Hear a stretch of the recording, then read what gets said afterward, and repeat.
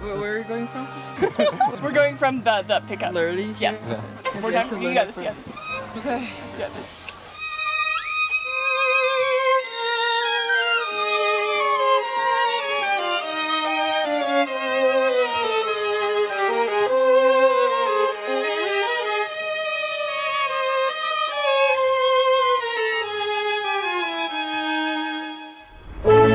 Dorothy DeLay's legacy is definitely felt quite a bit in Aspen. Her impact on the violin world and the music world in general, just because she had such a massive presence. Every single one of us feels it. I think it probably informs all of our playing in ways that we don't necessarily recognize. Ivan Galamian, who was a fine Russian teacher, had come to New York. And during this process, I sat in his studio and watched him work. And as I watched him, I thought, something very special's happening in this room. I don't know what it is, but something very special. When I was invited to teach, I thought, well, maybe I should try this and see, because I had sworn I would never teach. I thought, well, let's try. And the first day, two little girls who were hunting desperately for their notes. It was true desperation. We had such a good time. We loved it. I loved it. I don't know about them, but I loved it. And it got to be, my days of teaching got to be the best days of the week. I really looked forward to it. I met Dorothy DeLay my first summer at Aspen.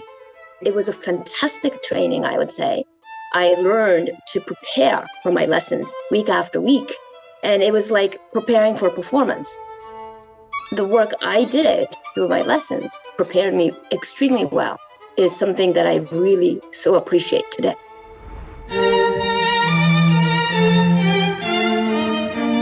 Dorothy DeLay comes to some of my concerts when I play in New York, and if she feels that some things are not going so well, she would say so. I know that she would. Self-criticism and criticism from friends is, I feel, very, very important. You studied with Dorothy DeLay at Aspen. What's the greatest impression she made upon you? Miss DeLay, yeah, disarming. You got the feeling like you were it, you know? Miss DeLay was there for you. And of course, there were like 100 other violinists who had a lesson that same day. Dorothy DeLay had her own feelings about each one of us. She didn't have a playbook that she used for every single student. I mean, she saw something different in each one of us. I think that's what set her apart. She was a pathway to success. Dorothy DeLay absolutely helped me become a more complete musician. Some interviewer asked an associate of mine once roughly how many concerts he played in a year, and he said, oh, roughly 100. Smoothly, 2.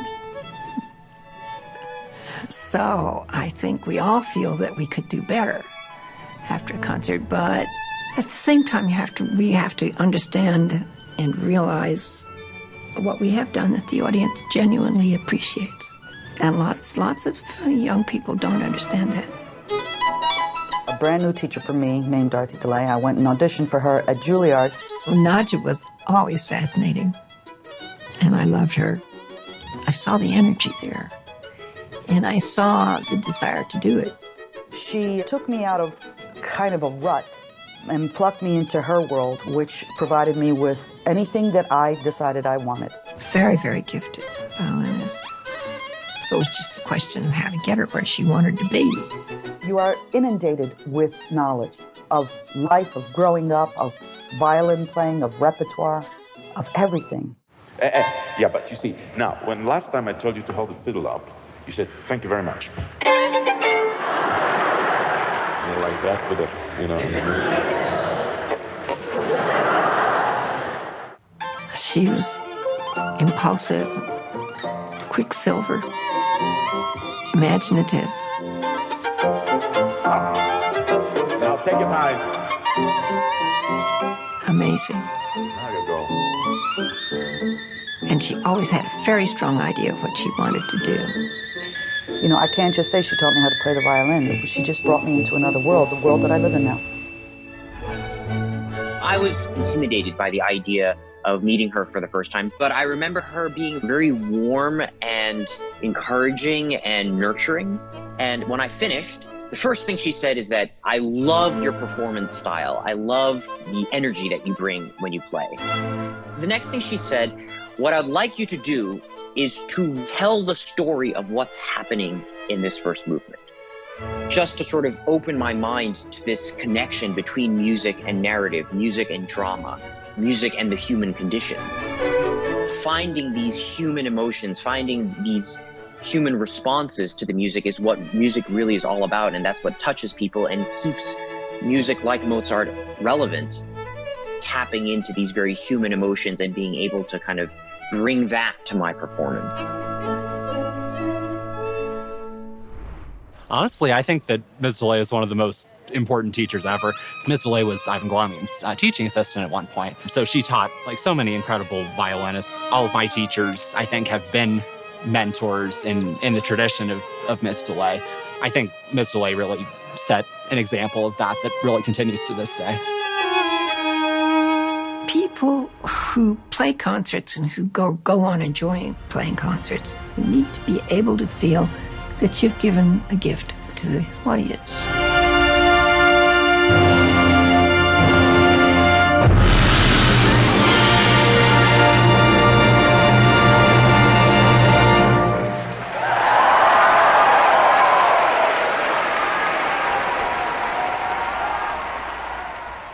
It took me many years to understand that. But it's true.